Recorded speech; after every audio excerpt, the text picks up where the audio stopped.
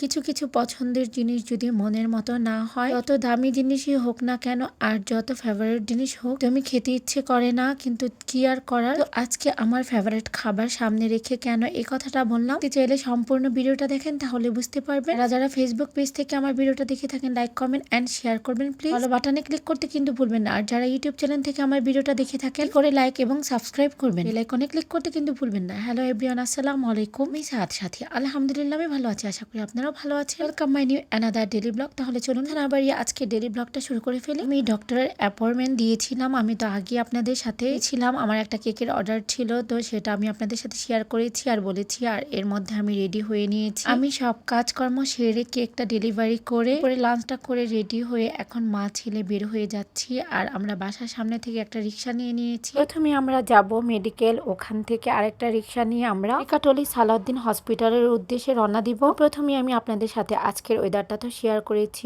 অনেক ফিরি ফিরি বৃষ্টি হচ্ছিল। তো আমার তো বৃষ্টি হলেও যাওয়া লাগবে, যেহেতু আমি সিরিয়াল দিয়ে দিয়েছি। আর যেহেতু আমার অ্যালার্জি সমস্যাটা আরো বেড়ে গিয়েছে, তো আমার যেতেই হবে। তো আমরা রিক্সা থেকে নেমে এখন ফ্লাইওভারটা পার হয়ে নিচ্ছি। আর আমি আপনাদের সাথে একটু দেখিয়ে দিচ্ছি। আর দেখছেন কি ফিরি ফিরি বৃষ্টি হচ্ছে, মা ছেলে মিলে ফ্লাইওভারটা পার হয়ে নিচ্ছি।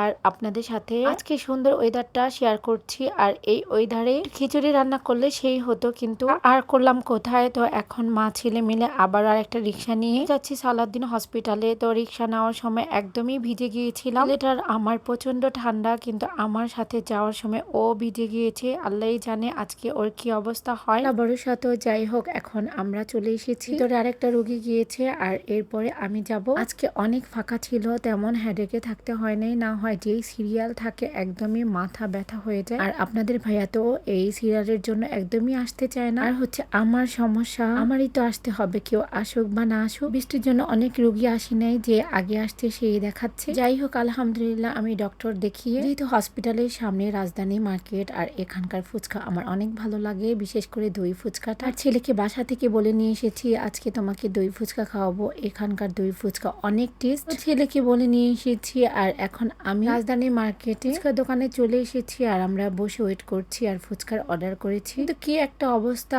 যদি আমার পছন্দের জিনিস মন মতো না হয় আর তখন কেমন লাগে বলুন তো। তা আজকে আমার সাথে হয়েছে। আমার ফুচকা অনেক পছন্দ, বিশেষ করে দই ফুচকাটা। আর ছেলেকে আমি বাসা থেকে নিয়ে গিয়েছি যে তোমাকে আজকে আমি দই ফুচকা খাওয়াবো। তো আমাদের বসিয়েছে দই ফুচকার কথা বলে, কিন্তু আমাদের ফুচকাটা দেওয়া হয়নি। ফুচকার দই নাকি শেষ হয়ে গিয়েছে। কিন্তু আমার তো একদমই মাথার মধ্যে রাগ উঠে গিয়েছে যে আমি দই ফুচকার অর্ডার করেছি, আপনি আগেই না বলবেন, কিন্তু এখন সামনে আমার ফুচকা দিয়ে বলছেন যে দই শেষ হয়ে গিয়েছে। এটা কি কোনো কথা? আপনিই বলেন তো। কি করার, যেহেতু অর্ডার করেছি আর বানিয়ে ফেলেছি, সেটা তো আর ক্যান্সেল করা ঠিক হবে না। তো এটাই খেয়ে নিলাম। আর আমার লাইফে মনে হলো সব থেকে জঘন্য ফুচকা আজই খেলাম। ফুচকাগুলো একদমই মচমচে ছিল না। আর হচ্ছে টকটা এতই বাজে যা বলার বাহিরে। পরে লোকদের আমি কিছু কথা শোনালাম যে এভাবে বিজনেস করলে তো আপনাদের নামের থেকে আরো বেশি দুর্নাম হবে, তো এভাবে বিক্রি করবেন না, এটা নেই সেটা কখনই বলবেন না। আছে, আপনি কিন্তু আমাকে ফুচকা খেতে বসিয়েছেন, যে বলেছেন যে দই ফুচকা আছে, তো তাই আমি বসেছি, না হয় বসতাম না। আপনাদের দোকান থেকে আমি অলওয়েজই ফুচকা খাই, এরকম বাজে ফুচকা কখনোই খাইনি।